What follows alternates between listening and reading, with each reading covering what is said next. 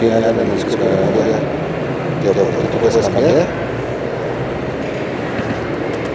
Los lineal de gradabilidad.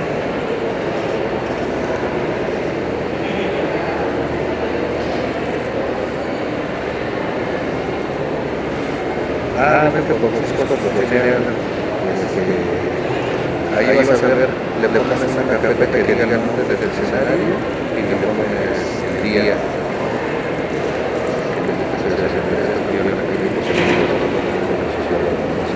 Pero creo que acá te dan el escenario que estás y una carpeta con el día de hoy.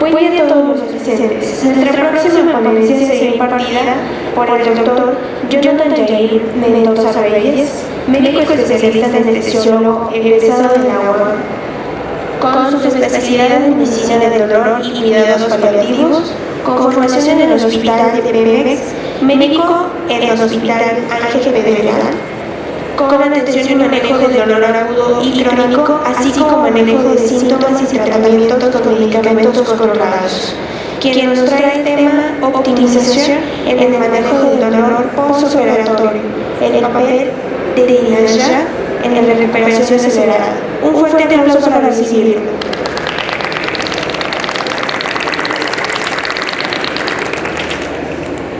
Buenos días, pues antes que nada muchas gracias por la invitación y muchas gracias a ustedes por estar aquí. No sé por qué se sientan tan atrás, tienen miedo de que preguntemos o qué. Bueno, me da mucho gusto también ver caras jóvenes, ¿qué son? ¿Estudiantes internos? ¿Estudiantes de medicina? ¿Todos? No. ¿Enfermería? ¿Medicina? ¿Enfermería? Ok, vale, nada más para saber quién está presente. Bueno, pues entonces vamos a hablar hoy sobre el manejo de dolor. Algunas generalidades, clasificación y particularmente algunos tips que ustedes espero que eventualmente les sirvan en su práctica diaria para el manejo de las patologías dolorosas, independientemente de cuál sea el origen de que esté dando ese dolor. Hay cosas que se pueden aplicar para todo. Bueno, pues esta es una declaración de que no hay ningún conflicto de interés al momento de presentar esta charla. Y pues cuando hablamos de dolor, lo primero que debemos de hacer es definir qué es el dolor. Aquí ya vemos, no sé, 20 personas, 30 personas. Si yo le preguntara a cada uno de ustedes su definición de dolor, seguramente cada quien tendría una definición diferente, ¿no? Para nuestros antepasados, y la palabra dolor viene del latín poena, significaba castigo. algo estás haciendo mal que una deidad te está castigando. En la actualidad tenemos a la IAS, que es la Asociación Internacional para el Estudio y Tratamiento del Dolor, y ellos son en materia de dolor el brazo derecho para la OMS, y son quienes establecen los lineamientos para el estudio y el tratamiento de todas las patologías dolorosas. Y ellos dicen que el dolor es una experiencia sensorial y emocional que va a ser desagradable y que va a estar vinculada o relacionada a una lesión somatosensorial. ¿Les queda clara la definición?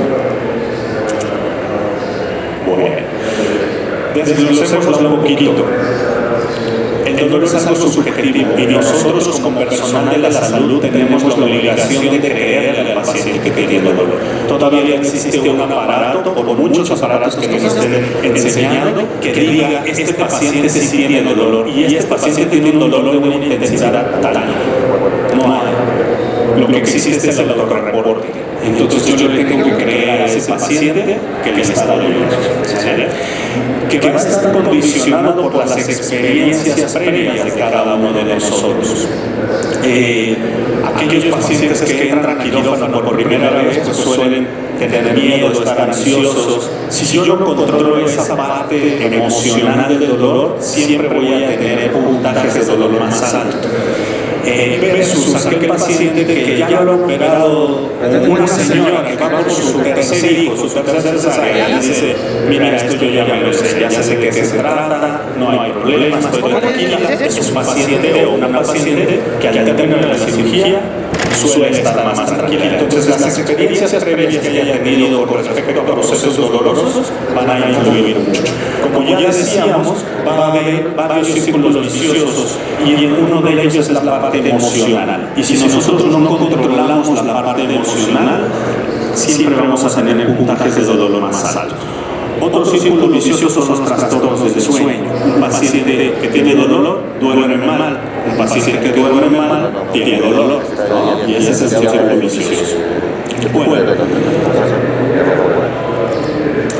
¿cuál es el objetivo de que yo tenga dolor? Bueno, pues el dolor juega un rol de protección. Es una alerta inminente ante la presencia de un posible daño, pero ahora sabemos que cuando ya existe un daño o este daño es inevitable, hay una excitabilidad del sistema nervioso tanto central como periférico, y esto va a hacer que haya una hipersensibilidad de los tejidos dañados para tratar de evitar que haya más daño, ¿no? Entonces cuando ustedes se cortan, por decir algo, una cortada y empieza a doler alrededor de la cortada, es una señal de alerta, de alarma que dice quítate de ahí, eso se está lastimando y puede generar más daño, eso puede hacer más grande esa herida.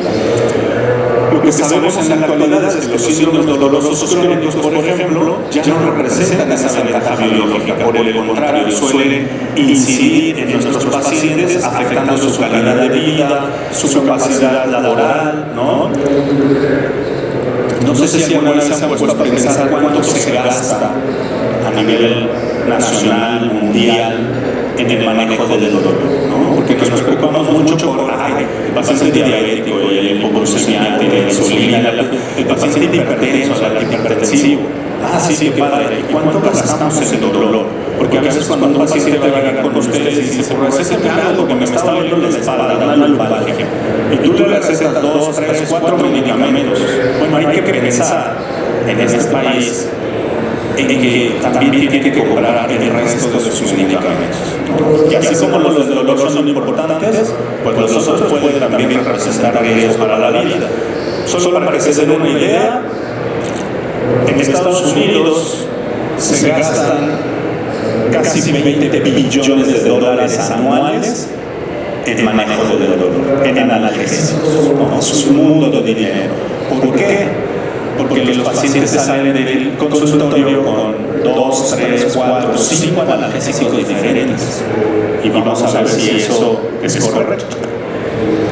Ya decíamos cuáles son las repercusiones de que mi paciente tenga dolor. Alteración en la funcionalidad física y emocional, disminuye su capacidad laboral y disminuye su calidad de vida en general, ¿no? ¿Cómo vamos a clasificar el dolor? Existen muchas clasificaciones dependiendo de la especialidad o el grupo al que ustedes lean. La región afectada, obviamente, no es lo mismo que duele la cabeza que la pierna, ¿no? Aspectos temporales, generalmente lo vivimos en agudo y crónico. La etiología es un dolor asociado al cáncer o es un dolor no oncológico, básicamente esa es la gran diferencia. Y nosotros, desde el punto de vista de clínica del dolor, buscamos el mecanismo neurofisiológico o neuropatológico que va a desencadenar ese dolor. Y dividimos al dolor en dos grandes ramas, que son el dolor nociceptivo y el dolor no nociceptivo. El nociceptivo lo subdividimos en dolor de tipo somático, es decir, todo lo musculoesquelético. Y la otra vertiente es el dolor de tipo visceral, es decir, las vísceras del organismo, las cápsulas del mismo, incluso vasos sanguíneos. Por otro lado, tenemos a dolores de tipo no nociceptivo, que estamos hablando específicamente de dolor de tipo neuropático. La mayor importancia es aquí. ¿Por qué? Porque el manejo va a ser completamente diferente. A veces nosotros cuando pensamos en el dolor decimos, pues dale un analgésico, el que sea, ¿no? Le tiene que hacer, no necesariamente. No es lo mismo tratar a un paciente con una fractura que un paciente con una neuralgia postepileptótica, por ejemplo. Y para los dos tú piensas, pues le duele, dale un analgésico, ¿no? Piensen ustedes en antibióticos, ¿no? No es lo mismo una infección de vías urinarias, no le vas a dar una ceftriaxona o le vas a dar una quinolona, ¿no? Entonces así aplica lo mismo para el dolor. En la práctica clínica ustedes se van a encontrar algunos escenarios en los cuales no vas a poder diferenciar entre un dolor nociceptivo y no nociceptivo. No es que no lo puedes diferenciar, sino más bien no lo vas a saber catalogar, porque pareciera que tiene síntomas de ambas cosas. Piensen ustedes en un paciente con una hernia discal y le duele la columna, pero además tiene cierta irradiación hacia la pierna. Entonces tendrías dolor musculoesquelético y tendrías dolor tipo neuropático. Algunos autores dicen que eso se llama dolor mixto o dolor sobrepuesto. Sin embargo, a la IAS nunca le ha gustado eso. Entonces sacó una nueva clasificación y esta no tiene más de 3 años y se llama dolores de tipo nosplástico. ¿Habían escuchado eso alguna vez? No me pregunten mucho, apenas vamos a la definición, ¿no? La IAS lo definió hace 3 años y dice que es aquel dolor en el cual hay una nocicepción, es decir, este proceso por el cual yo hago perceptible el dolor, se llama proceso nociceptivo. Esta nocicepción o este proceso está alterado, hay una disfunción, pero yo no tengo ni manera por laboratorio, por estudio de imagen, por exploración, no tengo manera de comprobar que un tejido está lesionado. Entonces, cuando no tienes ninguna herramienta para poder demostrar que hay una lesión física, lo vamos a llamar dolor de tipo nociplástico. ¿Quién es el máximo representante de ese dolor tipo nociplástico? Seguramente lo han escuchado por ahí, la fibromialgia. ¿No? Esa que los reumatólogos tampoco saben dónde poner. Bueno, pues en clínica de dolor decimos es un dolor de tipo nociplástico. Vayan familiarizándose con este nombre porque seguramente en años venideros vamos a seguir escuchando cada vez más.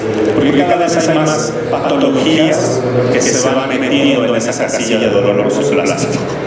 El proceso nociceptivo es una parte muy importante cuando hablamos de dolor antes de entrar en materia de farmacología. De nada me sirve que ustedes o yo les enseñe o les venga a recordar cómo actúa, cuál es el mecanismo de acción de un fármaco si no conocemos esto. Este proceso de nocicepción tiene 4 etapas: transducción, transmisión, modulación y percepción. La transducción es cuando los nociceptores, las fibras nerviosas periféricas, van a captar un estímulo externo, químico, físico, mecánico, y lo convierten en un estímulo eléctrico. Eso se llama transducción. Luego ese estímulo eléctrico va a viajar a través del sistema nervioso periférico, lo que se conoce como transmisión del dolor. ¿Hacia dónde? Hacia la médula espinal, las astas dorsales de la médula espinal. Ahí se lleva a cabo la tercera etapa, que es la modulación del dolor. Esta modulación está no exclusiva, pero sí principalmente facilitada por noradrenalina o norepinefrina y serotonina. Cuando el estímulo es suficientemente potente, va a viajar otra vez la transmisión a nivel del sistema nervioso central. ¿Hacia dónde? Hacia la corteza cerebral, donde se lleva a cabo la percepción del dolor, cerrándose así o dando por cerrado el proceso nociceptivo. Yo hago consciente ese dolor. Ahora sabemos que no solamente la corteza cerebral va a recibir este tipo de estímulos, algunas otras estructuras como el tálamo, el hipotálamo, el sistema límbico también captan ese tipo de señalizaciones. ¿Para qué sirve el sistema límbico? Lo acaban de llevar hace poquito. Es lo que nos permite darle ese tinte de emocionalidad a las cosas. Para bien o para mal, es lo que te permite enojarte, te permite estar feliz, te permite estar depresivo, ¿no? O maníaco. Para eso sirve el sistema límbico. Entonces, si el sistema límbico también capta este tipo de señalizaciones, de ahí ese círculo vicioso que un paciente con dolor tenga ansiedad, tenga depresión, tenga miedo, ¿vale?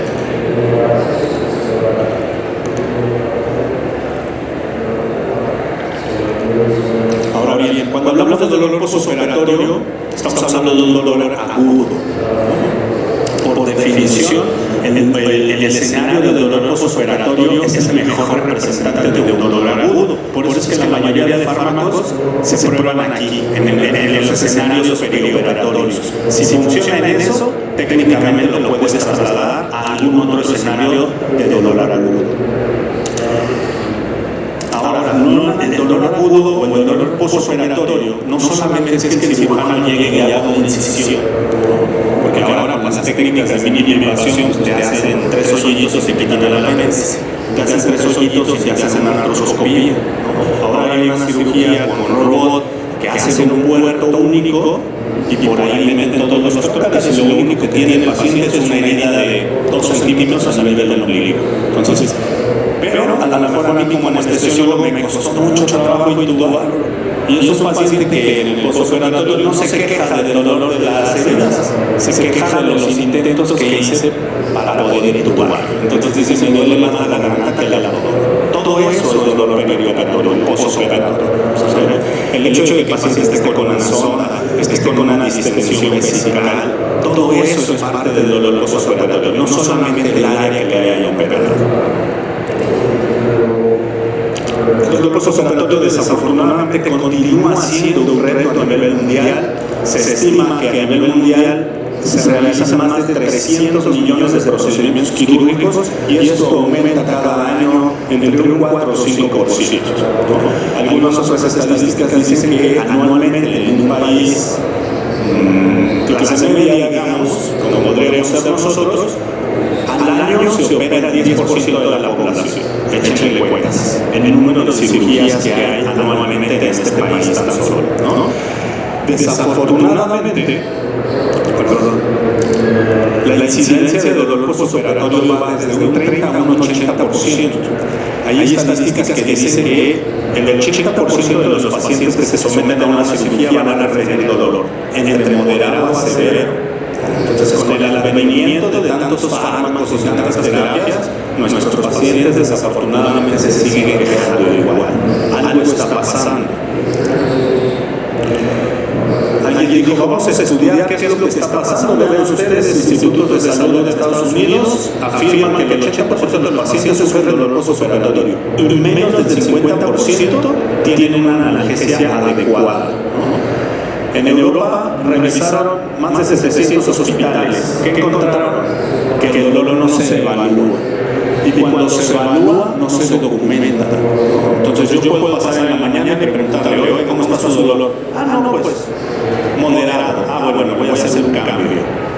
Probablemente le bajó el dolor, pero yo no lo asenté en el expediente, en ningún lado. Entonces llega el turno de la tarde y dice, ¿cómo está su dolor? Bajito. Bueno, entonces estás hablando analgésico.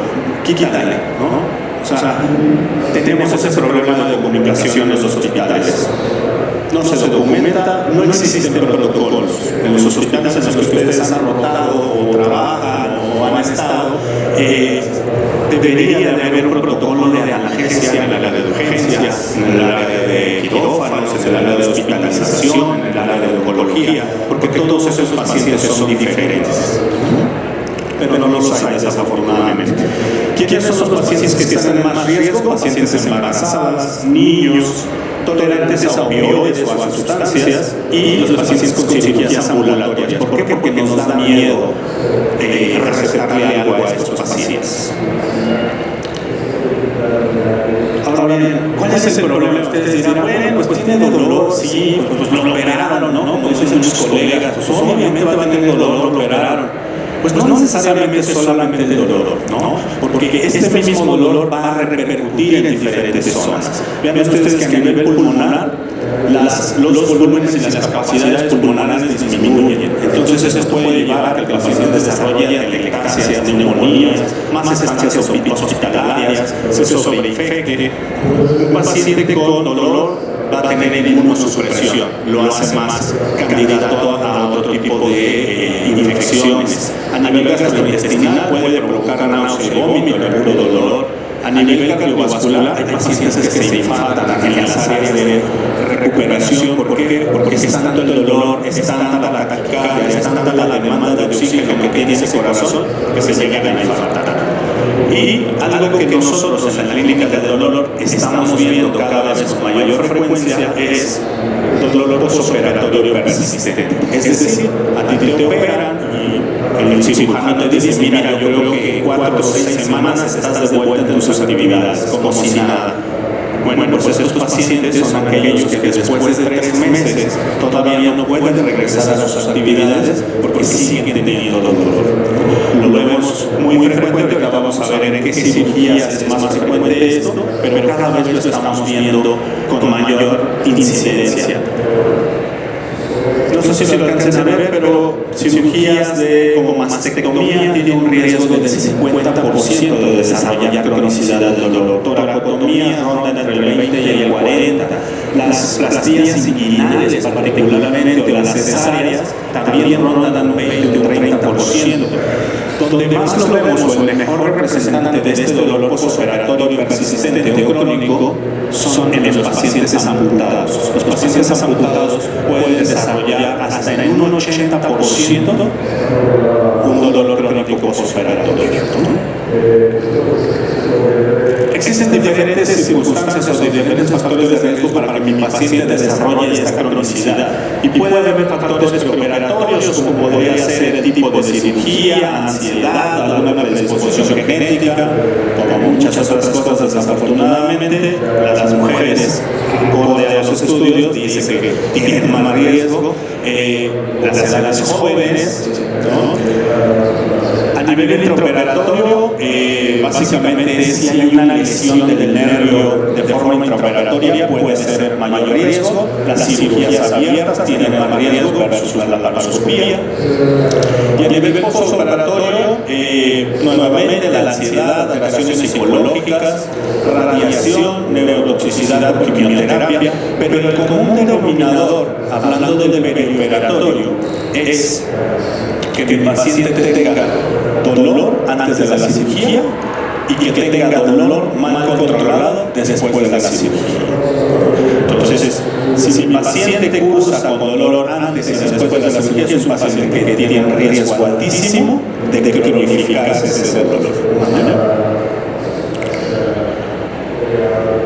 En este estudio que evalúa cuáles fueron factores de riesgo más importantes para esa cronificación, de ustedes, pacientes jóvenes, sexo femenino, aquellos que fuman, antecedentes de síntomas depresivos y ansiedad, trastornos del sueño, como ya decíamos al inicio, los pacientes con mayor índice de grasa corporal, de masa corporal, presencia de dolor preoperatorio y la analgesia postoperatoria. Los mayores representantes, aquellos que tienen trastornos del sueño y de depresión. Esos, seguro, el dolor lo van a referir en puntajes más altos y por un mayor tiempo. Ahora bien, ¿cómo vamos a brindar entonces una adecuada analgesia? Yo sé que ustedes son muy jóvenes, pero ¿Cuántos de ustedes han leído o revisado una guía para manejo de dolor? Ninguno. En la escuela llevan una materia que se llama dolor. ¿O de analgésicos? No, ¿verdad? La verdad es que he tenido la suerte de andar por todo el país dando este tipo de pláticas y son muy pocas, no es que contadas las universidades que en su programa tengan alguna materia de dolor, ¿no? Yo les puedo decir que a mí me pasó igual, yo no lo aprendí hasta ni siquiera en la residencia de anestesia, yo lo aprendí hasta que hice el posgrado de dolor, ¿no? Muchas cosas. En el argot decimos que el anestesiólogo es el primero con el dolor. No siempre, ¿vale? Entonces, existen muchas guías que ustedes pueden encontrar libres para dolor oncológico, dolor postoperatorio, dolor neuropático, para el dolor que ustedes gusten y manden. Pero todas esas guías tuvieron un inicio, y ese inicio fue la escalera analgésica de la OMS, un algoritmo que tiene más de 40 años de haber sido lanzado, ¿no? Pero que es una realidad que lo seguimos ocupando. La literatura dice que si tú te apegas a este algoritmo, vas a controlar el 80% de dolor de tus pacientes. Entonces te va a ir muy bien. ¿Qué dice? Lo primero que tienes que hacer es evaluar el dolor de tus pacientes, catalogarlo como un dolor leve, moderado o severo. Después, para dolores leves, analgésicos no opioides tendrían que ser suficientes. Para dolores moderados te permiten usar opioides débiles y para dolores severos nos permiten utilizar opioides potentes. Vean algo importante, independientemente de la intensidad del dolor, siempre deben de tener una base con analgésicos no opioides. ¿Okay? Y luego llegamos los oncólogos y ya más recientemente hemos querido colocar un escalón que se llama intervencionismo. Esto no es otra cosa más que el uso de bloqueos, anestesia regional, ¿no? Para tratar de controlar el dolor. Infiltraciones y cosas así. Otro término importante es la analgesia multimodal, ¿no? Seguramente por ahí lo han escuchado en las clases. Nos dicen, es que usa analgesia multimodal, con eso vas a controlar el dolor de tus pacientes. Pero ¿qué quiere decir analgesia multimodal? Quiere decir que yo debo de usar una combinación racional de fármacos con diferentes mecanismos de acción sobre el proceso de nocicepción. ¿Qué es lo que estoy buscando? Tener sinergia en la analgesia y disminuir la probabilidad de efectos adversos. ¿Se acuerdan del proceso de nocicepción? Ese que les dije que tiene 4 etapas. ¿Alguien se acuerda de las 4 etapas? Transducción, transmisión, modulación y percepción, ¿no? ¿Qué quiere decir si esquematizamos esa definición?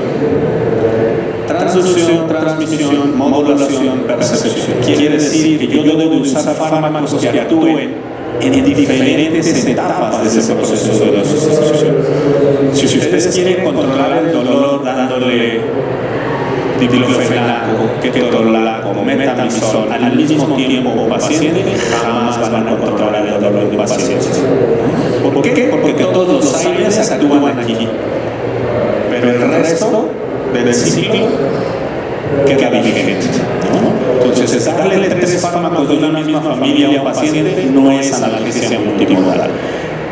Ustedes pueden ocupar un aire que actúa a nivel de la transducción, pueden ocupar un anestésico local que actúa a nivel de la transmisión, o neuromoduladores como podría ser antidepresivos o antiepilépticos que actúan en la modulación, y opioides que actúan a nivel de la percepción. Entonces estoy atacando el dolor desde diferentes frentes. Eso es analgesia multimodal, ¿vale? Hemos hecho hincapié, esto de la analgesia multimodal lleva como 60 años en la literatura y en pláticas y eso. Yo llevo 15 años diciéndolo hoy. No crean que me hacen mucho caso, ¿no? Alguien dijo, bueno, vamos a estudiar con los anestesiólogos qué tanto se adhieren. Ya decíamos, ¿no? Los anestesiólogos son los buenos en la analgesia, al menos eso es lo que se maneja en el laboratorio.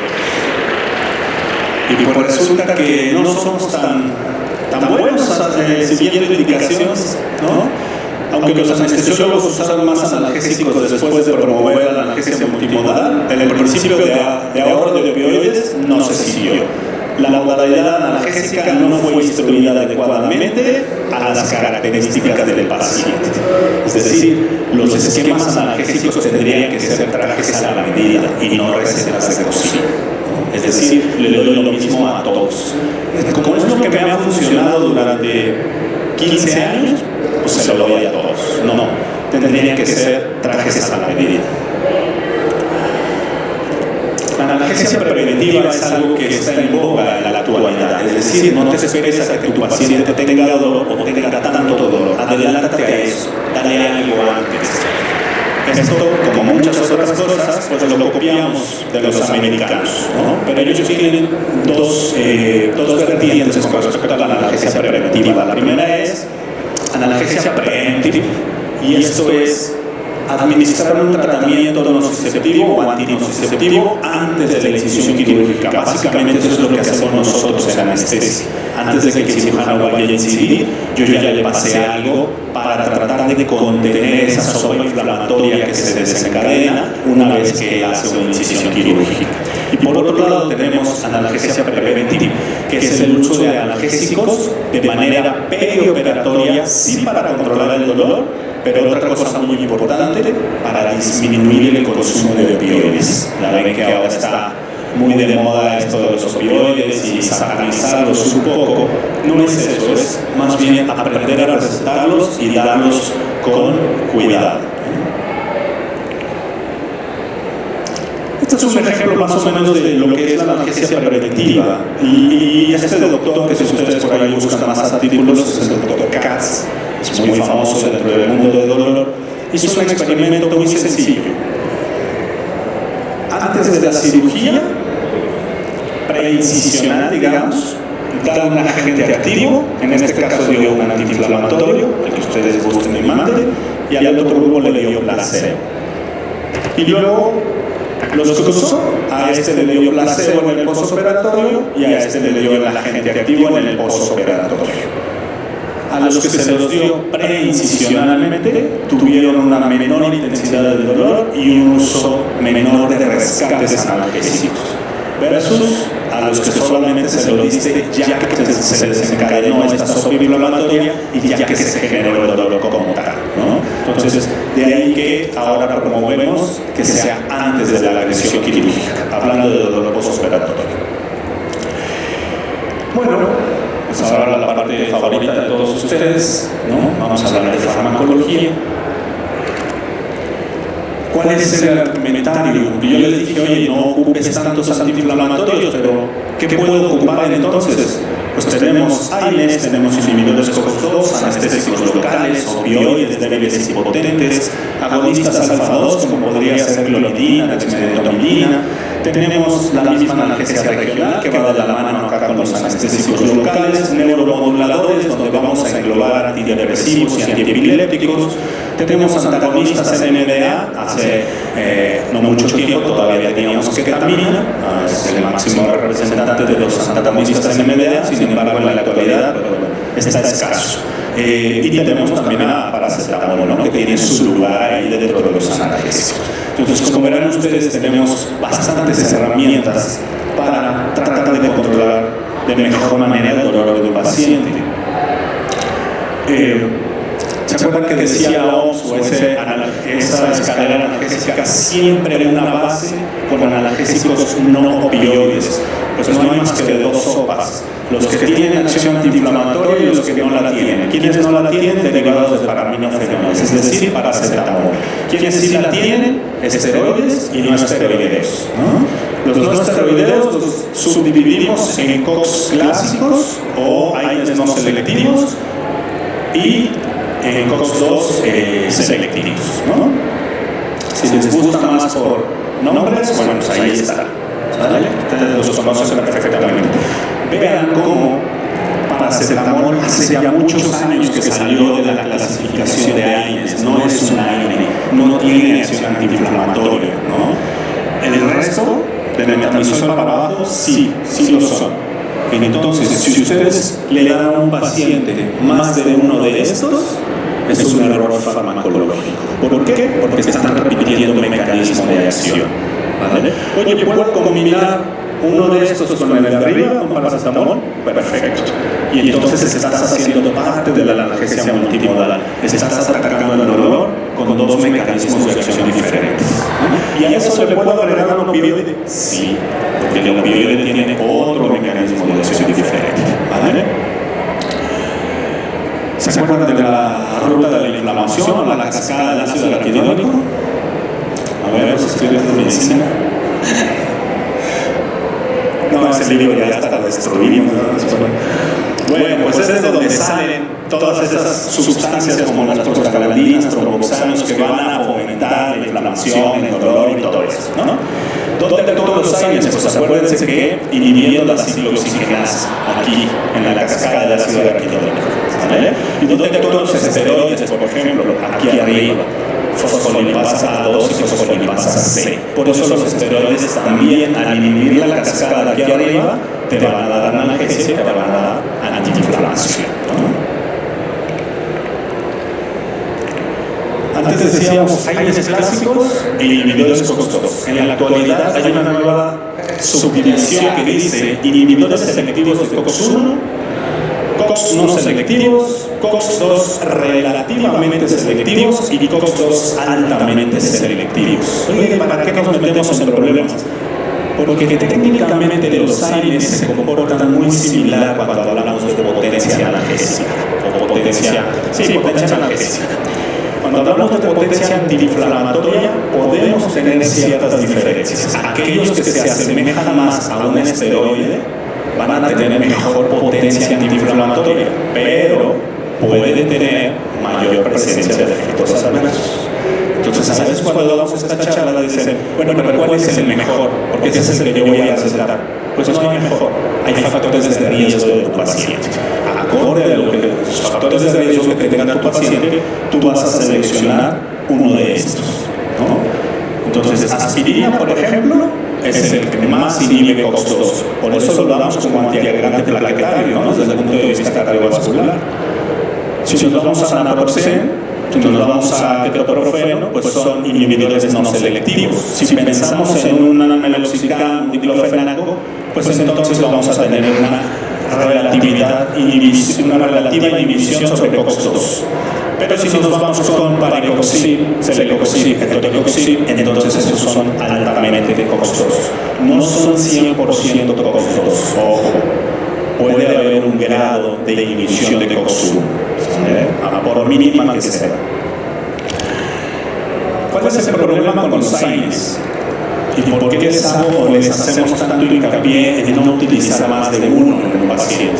Pues que tienen repercusiones a nivel gastrointestinal y no solamente la mucosa del estómago se afecta, el resto del tracto gastrointestinal también se va a ver afectado y entonces más bien tenemos que hablar de enterolesividad, no solo gastrolesividad, ¿no? Algunos de ellos tienen o causan problemas respiratorios, alteran la función cardíaca, es decir, incrementan el riesgo de trombosis, algunos de ellos, incrementan otros el riesgo de sangrado, ¿no? Entonces, dependiendo de qué riesgo pueda tener tu paciente, es la selección que tú debes de hacer. Se metabolizan a nivel hepático, entonces a grandes dosis y por largos periodos de tiempo pueden incidir sobre la función hepática y sin lugar a dudas pueden llegar a ser nefrotóxicos por su mecanismo de acción. Recuerden ustedes que al inhibir las prostaglandinas inhibimos la vasodilatación a nivel de la arteria renal, pero la vasoconstricción perdura y eso en el tiempo puede hacer que tu paciente desarrolle una insuficiencia renal o puede hacer también que las cifras tensionales de un paciente hipertenso puedan llegar a sufrir algunos cambios. Hablando un poquito de los COX-2, pues uno de los máximos representantes es el parecoxib. Sabemos que los COX-2 no tienen un efecto sobre las plaquetas, es decir, no funcionan como un antiagregante plaquetario. que tienen mayor seguridad a nivel gastrointestinal técnicamente cuando los comparamos con placebo. El que tú le des un costoso a un paciente y le des un placebo a nivel de la mucosa gastrointestinal, esta no va a sufrir ningún daño técnicamente, ¿no? Versus si tú le das, por ejemplo, a un paciente una aspirina y incrementas el riesgo de sangrado gastrointestinal hasta 7 veces con tan solo 7 días de uso continuo, ¿no? Un ketorolaco de la misma forma. Si hablamos de la función renal, igual fármacos como indometacina con ketorolaco alteran demasiado la función renal. Y aquí solamente mostrarles que parecoxib, ya sea intramuscular o endovenoso, va a tener una acción mucho más rápida que cualquier otro AINE. Vean ustedes, en 1 hora ya tenemos el pico máximo del fármaco y un efecto por hasta 12 horas, ¿no? El otro o los otros que podrían tener también este efecto de hasta 12 horas, pero vean ustedes, los picos máximos se duplican o cuadruplican para obtener una adecuada analgesia. Recuerden ustedes que un fármaco como parecoxib es una prodroga. ¿Qué quiere decir esto? Que cuando yo lo administro necesito que se metabolice a nivel hepático para que se convierta en otra, ya en la droga activa, que es el valdecoxib, ¿no? Y esto lo hace entre 30 y 60 minutos más o menos. La dosis máxima de parecoxib son 80 miligramos al día, 40 miligramos antes de una incisión quirúrgica o antes de la cirugía. Es lo que usualmente nosotros como anestesiólogos hacemos. Una vez que el paciente está dormido, colocamos el medicamento, ya veíamos la gráfica del Dr. Katz, preincisional, y a las 12 horas la dosis complementaria. Se puede combinar con algún otro fármaco, sí, sin problemas. Parecoxib se conoce como un ahorrador opioide, es decir, te va a disminuir la cantidad de opioide que tú necesitas. Se puede combinar con paracetamol, sí. Con aspirina se dice que sí, siempre y cuando sea esta famosa aspirina Protec a una dosis menor a los 300 miligramos al día. Pero en algunos pacientes, dependiendo de los factores de riesgo, el hecho de que el paciente esté tomando aspirina y tú le des un parecoxib o cualquier otro COX-2, ya decíamos que no son 100% COX-2, puede aumentar el riesgo de sangrado. Entonces, ahí son pacientes que hay que tener vigilados. Se puede combinar con heparina no fraccionada, sí, y con cualquier anestésico durante el transoperatorio sin ningún problema.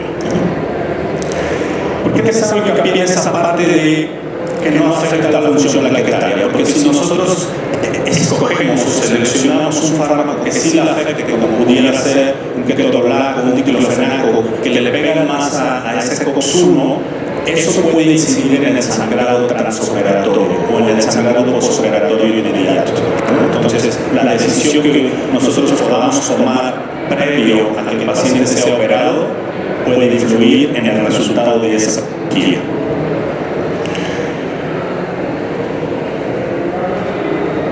Esto es técnicamente lo mismo. Algunos ejemplos que hablan sobre el perfil de seguridad. Ya decíamos, todos los AINES técnicamente van a dar la misma analgesia. En eso no hay mucha variedad. Lo que va a influir o lo que debe influir en tu decisión es el perfil de seguridad del fármaco, ¿no? Entonces nosotros tenemos que pensar, sí, le quiero quitar el dolor, pero es un paciente hipertenso, es un paciente diabético, también tengo que cuidarle el resto del organismo, ¿okay? Entonces de ahí va a ser la selección que ustedes hagan. Aquí lo único que nos representan a ustedes los eventos relacionados a efectos adversos gastrointestinales fueron de 0.2 en los pacientes de parecoxib y para placebo. O sea, técnicamente es lo mismo lo que les decía, darle un COX-2 a un paciente que no darle nada a nivel de efectos adversos gastrointestinales, ¿no? Si tú le das una naproxen, seguramente tu paciente se va a quejar del estómago, o sea, es muy gastrolesivo, ¿no? La insuficiencia y el deterioro renal fueron similares entre igual parecoxib y placebo. No acá, por ejemplo, ya decíamos, fármacos como diclofenaco o ketorolaco podrían ser más nefrotóxicos en un momento dado. A veces uno dice, oye, es que un fármaco como un COX-2 va a aumentar los costos, ¿no? Y al inicio decíamos, ¿cuánto nos cuesta tratar a un paciente con dolor? Pues aquí en este artículo, en este metaanálisis, los chinos dijeron, vamos a ver si eso es cierto. Vamos a ver a un grupo de pacientes, les vamos a dar opioides y parecoxib. Y al otro grupo de pacientes les vamos a dar solamente opioides para el control del dolor. En ambos grupos el dolor fue bien controlado. Sin embargo, para el grupo de pacientes que solamente les dieron opioides, el costo obviamente de los opioides por las dosis fue mayor. El costo por controlar los efectos adversos de opioides, llámese náusea, vómito, estreñimiento, fue mayor.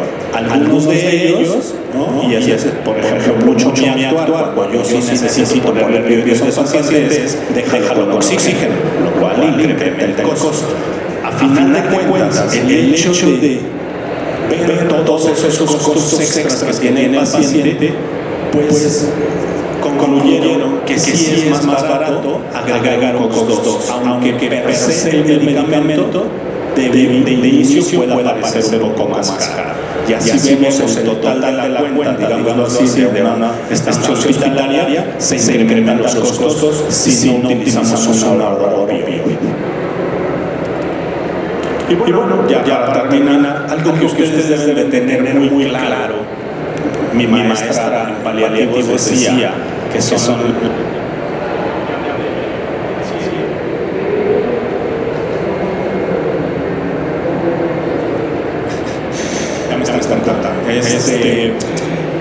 las llaves del cielo, tú tienes que tener muy claro qué es lo que estás tratando. Al inicio dijimos los tipos de dolor, ¿no? Nociceptivo, no nociceptivo, somático, visceral.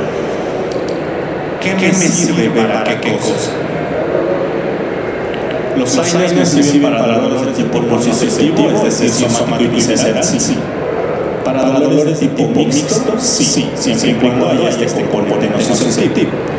Para dolor neuropático, no aparecen en las guías los AINES ni los COX-2 para manejo de dolor neuropático puro, es decir, una neuropatía diabética, una neuralgia de trigémino, no sirven los AINES. Los opioides, ya sean menores o mayores, ¿sirven nociceptivos? Sí, por supuesto. En neuropático, claro que sí, y se prefiere iniciar con opioides débiles contra tramador o tapentador. Para dolores de tipo o escenarios de tipo mixto, sí, por supuesto que sí sirven. Los neuromoduladores como antidepresivos y epilépticos sirven el dolor neuropático, pero por supuesto son la piedra angular del manejo del dolor neuropático. Estos escenarios que mencionábamos se van a ver beneficiados particularmente de antiepilépticos, pero de tipo gabapentina, es decir, gabapentina. Antidepresivos como cuáles pueden ser tricíclicos o pueden ser nuevas generaciones, inhibidores selectivos de captura de monoaminas, como podría ser duloxetina, venlafaxicina.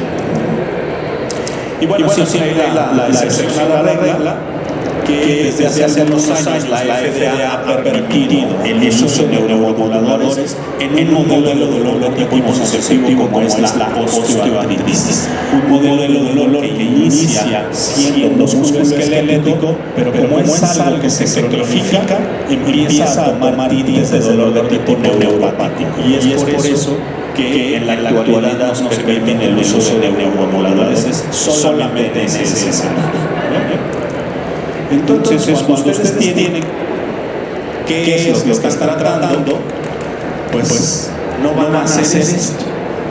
Esta es una interconsulta que me hacen a mí, no la vamos a revisar hoy a detalle por cuestiones de tiempo, pero vean ustedes nada más la polifarmacia. Esta señora de 60 años, posoperada de una liberación del ciático a nivel del glúteo.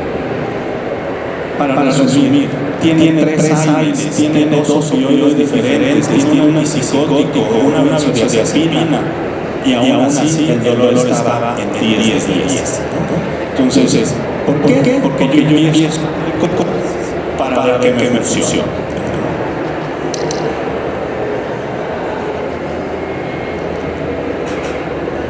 Y pues bueno, yo les agradezco mucho que hayan estado aquí. Lo que ustedes vieron no es descubrir el negro, ni mucho menos. Todo está escrito, todo están las referencias ahí. Si alguien necesita más información, tiene alguna duda, una pregunta, ahorita que podemos resolver un par de dudas, un par de preguntas, si existiese. Y si no, ese es mi correo personal. Yo estoy allá en la Ciudad de México, pero ya las distancias son menos. Así es que cualquier cosa, cualquier duda, chicos, con toda la confianza me pueden escribir y a correo. Yo trato de resolver sus dudas y si no, lo investigamos juntos. Muchas gracias. Muchas gracias, doctor Jonathan Mendoza, y de parte del Comité Medical Expo le entrego este reconocimiento. Les pedimos con un fuerte aplauso, por favor.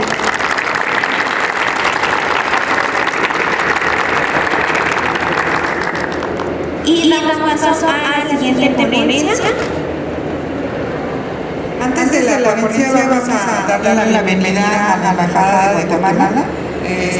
Nos viene a presentar, pues ahora sí como cuáles son las maneras de comunicarnos con ellos y hacer negocio en Guatemala. Recibimos por favor un fuerte aplauso a la maestra Daniela Hurtado con el tema Guatemala Destino Estratégico de Inversión y Negocios.